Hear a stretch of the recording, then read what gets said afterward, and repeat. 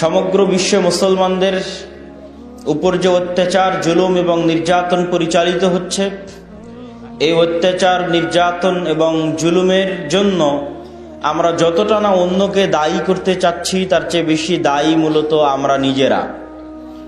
আল্লাহ সুবহানাহু ওয়া তাআলা যাদেরকে আমাদের উপর চাপিয়ে দিয়েছেন, তাদেরকে মূলত আল্লাহ চাপিয়ে দিয়েছেন আমাদের কর্মফলের কারণে। বিমা কাসাবাত আইদিনা, আমাদের হাত যা অর্জন করেছে, আমরা যা আমল করেছি, তার ফলশ্রুতিতে আল্লাহ আমাদের উপর চাপিয়ে দিয়েছেন। এবং মুসলমানদের উপর চলমান এই অব্যাহত জুলুম, অত্যাচার, নির্যাতনের যে স্টিম রোলার, এটার পিছনে যে সমস্ত কারণ উল্লেখযোগ্য, তন্মধ্যে অন্যতম উল্লেখযোগ্য কারণ হচ্ছে শিক্ষা থেকে মুসলমানদের দূরে চলে যাওয়া। অথচ এই দিন শিক্ষার দিন, এই দিন জ্ঞানের দিন।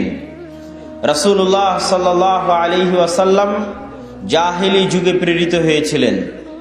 জাহাল শব্দের অর্থ হচ্ছে মূর্খ, জাহেল শব্দের অর্থ হচ্ছে অজ্ঞ, জাহেলিয়াত মানে হচ্ছে মূর্খতা, অজ্ঞতা। তাহলে জাহেলিয়াতের যুগে আল্লাহর নবী প্রেরিত হয়েছিলেন, মানে অজ্ঞতার যুগে প্রেরিত হয়েছিলেন, মূর্খতার যুগে প্রেরিত হয়েছিলেন। আর রাসূল সাল্লাল্লাহু আলাইহি ওয়াসাল্লাম জাহেলিয়াত তথা অজ্ঞতা ও মূর্খতার অন্ধকার যুগে প্রেরিত হয়ে সেই অজ্ঞতা এবং মূর্খতার অন্ধকার দূর করেছিলেন ইসলামের আলো দিয়ে, তথা ইসলামের অপর নাম হচ্ছে জ্ঞান। এই জন্য পুরো ইসলামটা জ্ঞানের উপর নির্ভরশীল। রাসূলুল্লাহ সাল্লাল্লাহু আলাইহি ওয়াসাল্লাম বলেছেন, ইন্নাল উলামা ওয়ারাসাতুল আম্বিয়া লা ইউরিসুনা দিনারান ওয়ালা দিরহাম বাল ইউরিসুনা আল ইলম।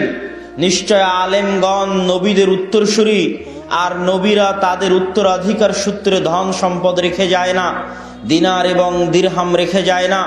নবীরা উত্তরাধিকার সূত্রে রেখে যায় জ্ঞান। জ্ঞান রেখে গেছে আমাদের নবী মুহাম্মদ সাল্লাল্লাহু আলাইহি ওয়াসাল্লাম, জ্ঞান রেখে গেছেন মুসা আলাইহিস সালাতু ওয়াস সালাম, জ্ঞান রেখে গেছেন ঈসা আলাইহিস সালাতু ওয়াস সালাম, জ্ঞান রেখে গেছেন দাউদ, সুলাইমান, জ্ঞান রেখে গেছেন ইব্রাহিম আলাইহিমুস সালাতু ওয়াস সালাম আজমাইন। তথা প্রত্যেক নবীকে আল্লাহ জ্ঞান দিয়েছেন, সেই জ্ঞান তারা মানুষের মধ্যে ছড়িয়ে দিয়েছে। তথা দ্বীনে ইসলামের অপর নাম হচ্ছে জ্ঞান বা শিক্ষা। এই জন্য আল্লাহ সুবহানাহু ওয়া তাআলা পবিত্র কোরআন মাজিদ